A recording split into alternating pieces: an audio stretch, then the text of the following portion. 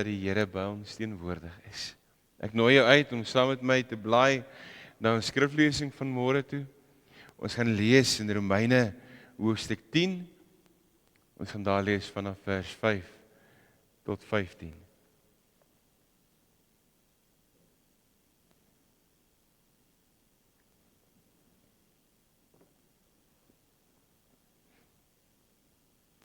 Kom ons bid saam. Dankie Here, dat ons Here verseker kan wees van die liefde wat U vir ons het.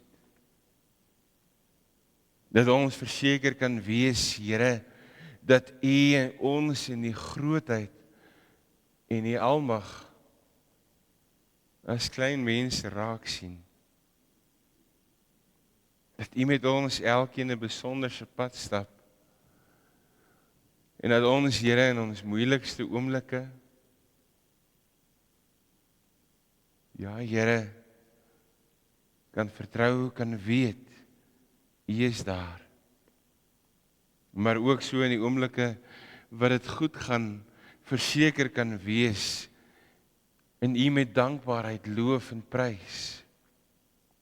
So kom vra ons ook, Here, in hierdie oomblik, hier waar ons die woord oopmaak, in die afhanklikheid, Here, breek die woord vir ons oop.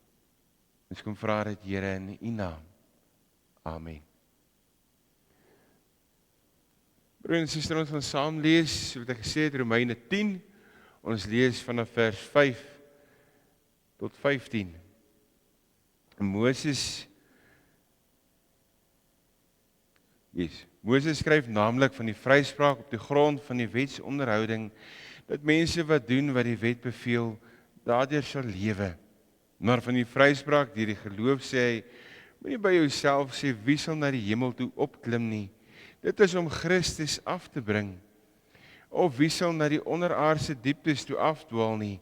Dit is om Christus uit die dood terug te bring. Nee, die skrif sê, naby jou is die woord in jou mond en in jou hart. En hierdie woord is die boodskap van die geloof. En dit is wat ons verkondig.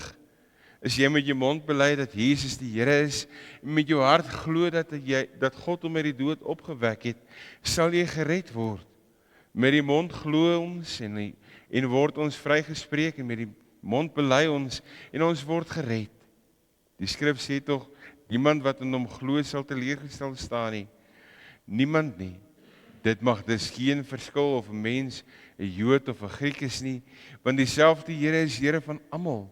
En hy seën almal wat hom aanroep ryklik. Want elkeen wat die naam van die Here aanroep, sal gered word. Maar hoe kan 'n mens hom aanroep as jy nie in hom glo nie? En hoe kan jy in hom glo as jy nie van hom gehoor het nie? En hoe kan jy van hom hoor sonder iemand wat preek? En hoe kan iemand preek as hy nie gestuur is nie? Daar is ook geskrywe, hoe wonderlik klink die voetstappe van die wat die goeie boodskap bring. Tot sover ons skriflesing van môre. As ons na die gedeelte kyk, sien ons Paulus wat weer die brief vir die gemeente rig in Rome. En as ons so bietjie na die konteks kyk waar hierdie brief of waar hierdie gedeelte staan, Romeine 19 en 11, gaan oor die volk Israel. Wat gebeur met die volk, die uitverkore volk van die Here? Romeine 19 en 11, en in hierdie middelste gedeelte, Romeine 10, lees ons Paulus wat vir die volk kom bevestig, weer kom sê, maar die Here leef. Julle verlossing het gekom, God het die Messias gestuur. Die wêreld is verander, die wêreld is nuut gemaak. En in dit alles, hierdie geweldige dimensie van God, wat sy seun stuur en aan die werk is in hierdie wêreld. Die Here wat vir ons alles kom doen, so wat ons al 'n paar keer vir mekaar gesê het. En dan kom sê Paulus, maar geloof kom deur te hoor. Geloof kom verder deur ek en jy wat iets besef van God wat besig is in hierdie wêreld. Dit bring ons by my en jou. Die mens se betrokkenheid by die verspreiding van hierdie evangelie. Want sien die teenwoordigheid en die liefde van die Here van God is in ons teenwoordig, is by ons. Dis deel van ons ervaringswêreld as gelowige. Daar waar ons gaan, sien ons dit, ons beleef dit, ons het die geleentheid om dit uit te leef. En dan hoor ons Paulus wat in hierdie gedeelte vers 15 kom skryf, hoe wonderlik klink die voetstappe van die gelowige. Die vraag is vanmôre, hoe klink my en jou voetstappe? Paulus spoor ons aan om hierdie wonderlike klinkende voetstappe wat iets uitleef van die evangelie in hierdie wêreld te gaan loop en uitdra. Daar waar ons gaan, daar waar ons beweeg, daar waar ons besig is om hierdie wonderlike voetstappe van God wat teenwoordig is in ons lewe te gaan uitleef. En in hierdie gedeelte sien ons Paulus wat die gemeente in Rome kom aanmoedig om iets te besef, dat hierdie evangelie, hierdie goeie nuus vir die wêreld is. Dis vir die Jode, vir die Israeliete, wat dit nie wil aanvaar nie. Dis vir die heiden. Dis vir die mens wat anders as ek lyk. Dis vir die persoon wat nie soos ek dink nie, wat nie soos ek voel nie. Dis vir die kind in my huis. My man of my vrou wat bemoediging het. Wat bemoediging nodig het. Dis 'n geleentheid om uit te dra. Maar die Here is hier. Die Here is naby. God is getrou.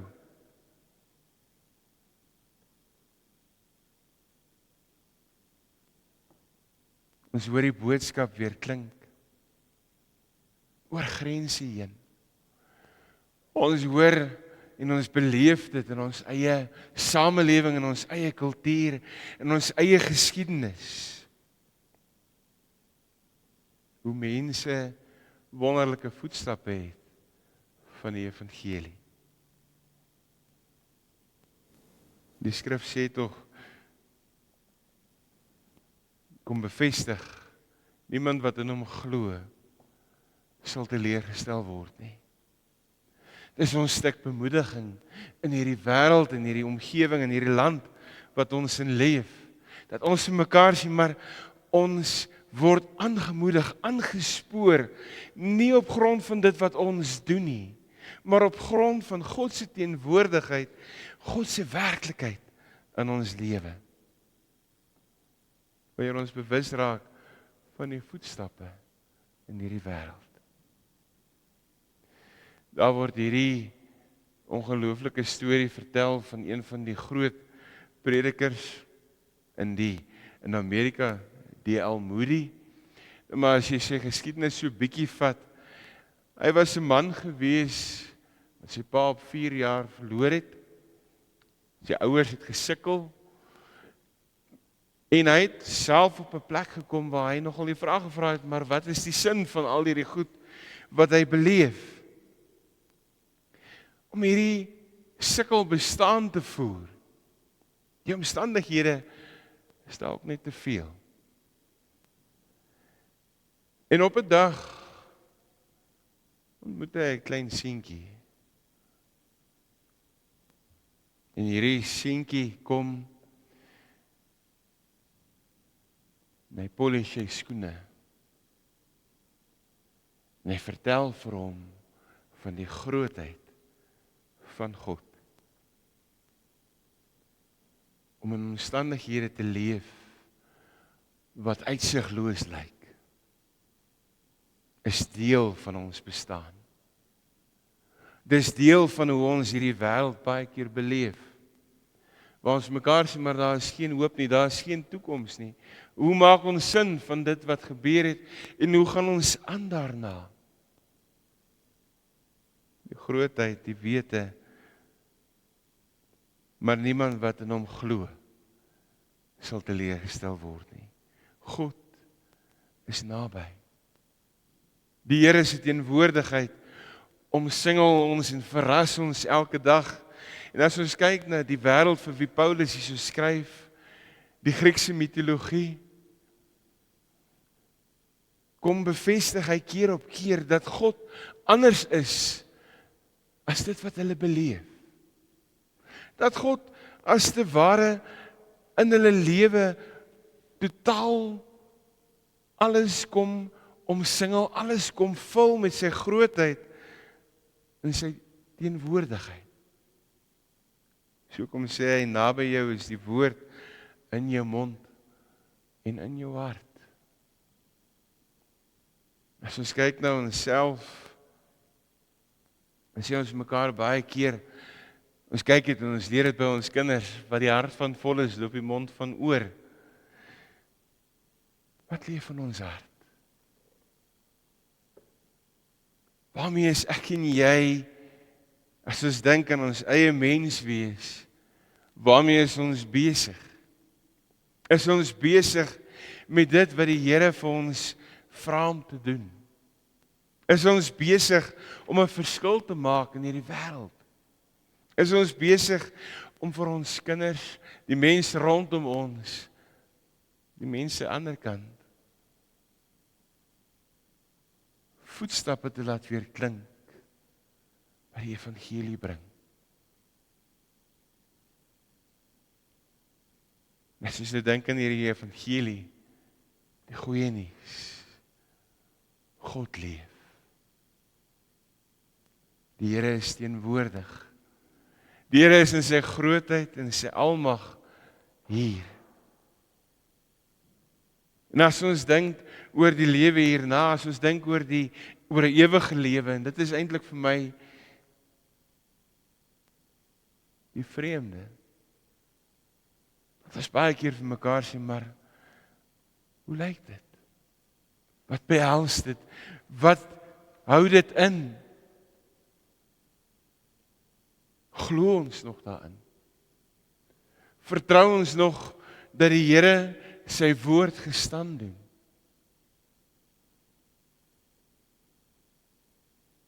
Dis ek en jy en hom glo, soos wat hierdie gedeelte vir ons keer op keer kom bevestig, dat God hom uit die dood sal opwek, dat jy gered sal word, dat jy aan God behoort, as ek en jy kom bely. En hierdie belydenis is meer as net woorde. Dis 'n verklaring en die wete dat God in my lewe betrokke is. Dit veronderstel 'n verhouding wat ek die Here wil uitleef, waar hy my kom vul en kom sê, maar jy is gestuurde, geroepene. Leef die grootheid uit. Leef die Here se genade wat ons kom oorval. Ons kry rus, ons kry deel aan hierdie ongelooflike geleentheid. Mag ek en jy, broer en suster, hierdie oproep wat Paulus vir ons gee, aangryp. Want die evangelie, dit wat ons hier hoor, is 'n boodskap wat my en jou in aksie bring. Dis 'n boodskap wat ons iets van die volheid van God in die koninkryk van hierdie wêreld beleef. Daar waar ons gaan. Dat ons anders sal leef. Dat ons deel kry daarin waar God besig is. En slegs uit die groot barmhartigheid van God leef en sy volheid en sy genade uitdra. Mag ek en jy, broer en suster, daar waar ons gaan, ons voetstappe laat weer klink wat die goeie nuus bring. Mag ons voetstappe gee, mag ons voetstappe die grootheid en die almag van God weer klink daar waar ons gaan. Ons bid dit en ons vra dit ook in sy naam. Kom ons sluit die oë, dan bid ons saam.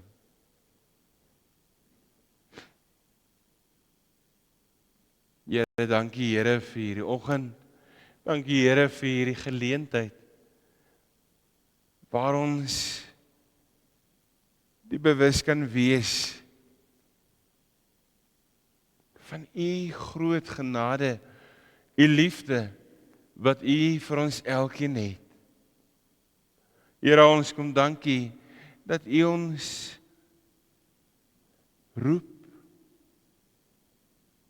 dat u die inisiatief geneem het, Here, om ons lewens te verander, nuut te maak, om in ons lewens teenwoordig te wees.